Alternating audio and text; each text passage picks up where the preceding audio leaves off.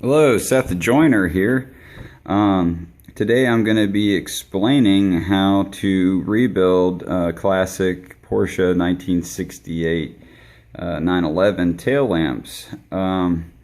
These are not your typical tail lamps to rebuild. We don't even rebuild tail lamps in the modern world. So that being said, I'm going to kind of give you a preview of just exactly how precise post-World War II Porsche was. Okay, and is still to this day. They only got better, I'm sure. Okay, so first things first, this is an original 1968 tail lamp, okay?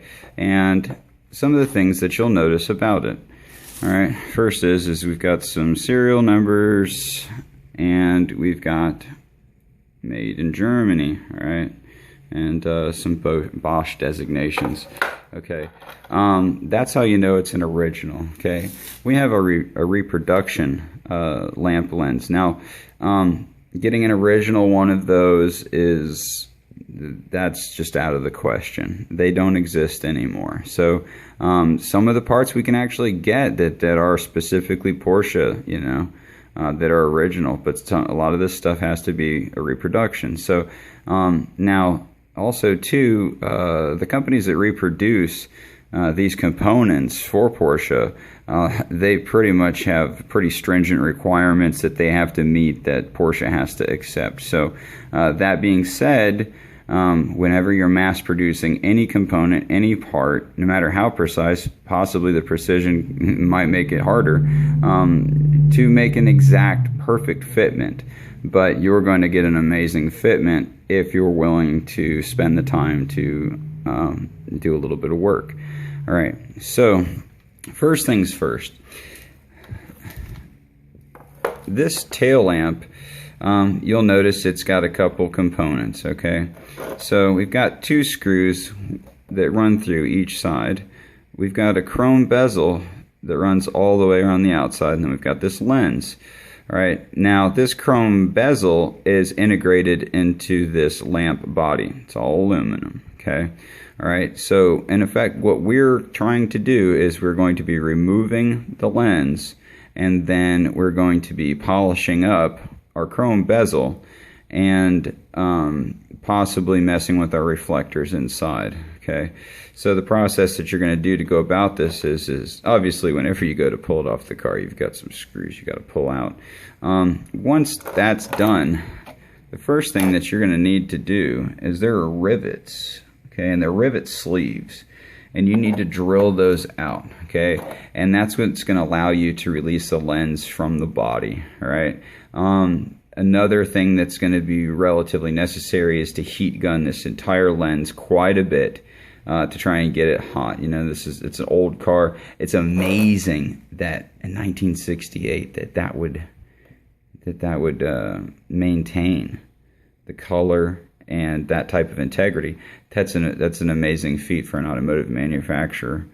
Okay, so this lens and removal of this lens, what you're going to do is there are plastic tabs that come through. Okay, so after you drill out those two, you've got these plastic tabs, and you're just going to simply grind those off. Okay, you're going to pull that heat gun out, and then you're going to attempt to pop the lens out. Now, you know, maybe you have an Arizona car or something like that, and the lens may come out easily. That's not the case in this situation. That's how the lens came out, and quite a few pieces. I attempted to massage it out as easily as possible. It's not working, so, you know, if we can't use that lens, what's the difference? All right. Other notable things about this this tail lamp, other than some bugs, is that we have all exposed terminals, okay?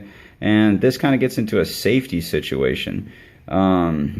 This car is not the kind of car that you would want to have an electrical fire via rainwater coming in here, okay, for a couple of reasons.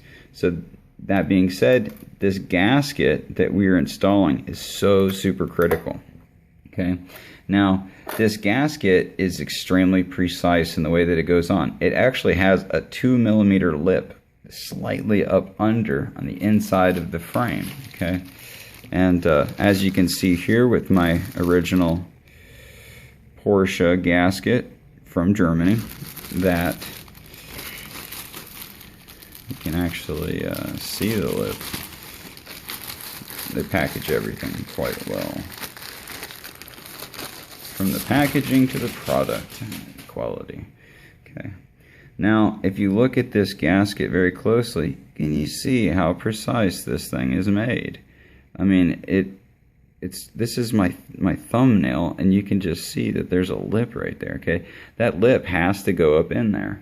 All right. So as you fit that around, a good thing to do is to use a little bit of masking tape to attempt to hold it in place. Okay.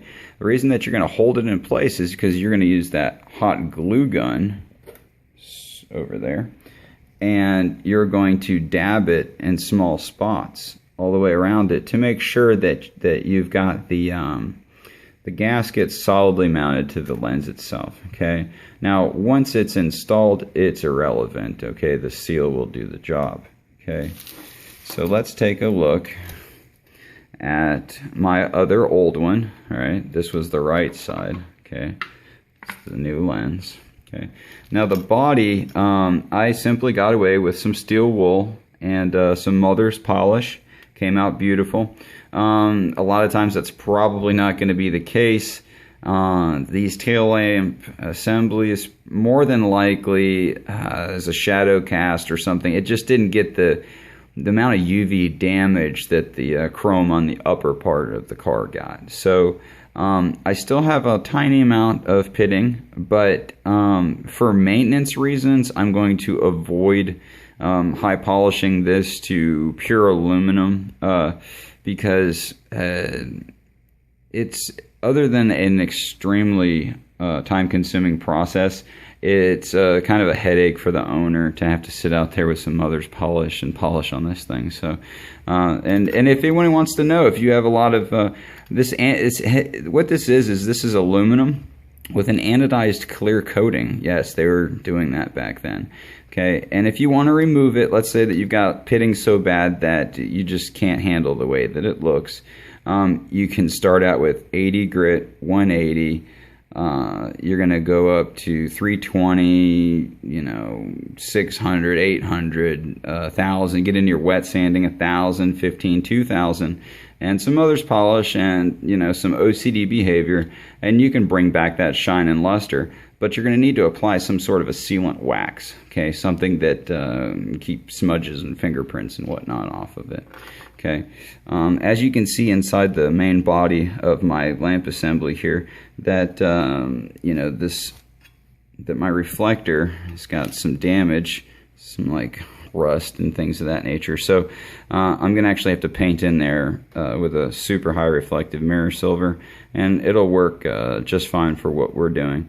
The reason that I'm actually even addressing that is just for extra visibility during the daytime. This vehicle only has lights, these two lights in the back, so I want to make sure this guy's investment is secured.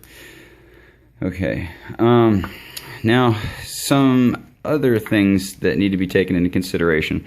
Now this part is very precise. Now I give it that, but in this particular body, it did not fit. Okay, now I could have forced it and I could have made it look bubbled out. It's not going to have the type of fit and finish that a Porsche should have. Okay, so what I've done is I used my 3-inch cutoff wheel in the background there, and I meticulously ground that down. Probably ground off about 4 millimeters off of the edge, and then I had to roll it in order for it to fit in the body. And then, at which time I took that Mac Tools file and I meticulously filed it. Okay, now this is not for a novice. I'm making this video for another body man that can handle a precision tool. You may be able to get away with a Dremel. Dremel may be easier for you to do this. Okay, now keep in mind, if you do not do it uniform, it will be discolored. Okay, so once you put that in there, the next thing that you're going to do is you're going to melt these tabs in place. Okay, and we're going to use masking tape to hold the lens in there because we don't want to have any oopsies. and then we're going to melt those in there. I suggest using just a common electrical soldering iron or something like that, and just take your time. You know, a word of advice: take your time. These cars were handcrafted, and you know, I think that it's lost on a lot of people that, you know, they were literally building these cars with small little wooden hammers and things of that nature. You know, the German engineering is phenomenal. So, you know, you take your time and you do whatever it takes to make it fit. Okay, so that being said, and just polishing up this assembly, dismantling it like this, I've probably got like 7 hours in it just so far, just messing with this. Okay, and I'm nowhere near done, you know. So, you know, if you end up spending 10 or 12 hours on, you know, a tail lamp, well, it's worth it, you know, because at the end of the day, if the fit and the finish and it looks amazing, then, you know, you have a car that has a very high valuation that people like to see. Nobody wants to see you, you know, put your car together in a half-wit manner. Thank you for watching my video. I'm going to make another video that I'm going to go through the wire designation on all of the tail lamp bulbs, because I've got quite a bit of overspray from some previous work that was done to it. So I'm going to do that, and then I'm also going to run you through exactly how to heat gun and install something like this. Don't get frustrated with it, you know, just keep plugging away until you get it. And all right, thank you for watching my video.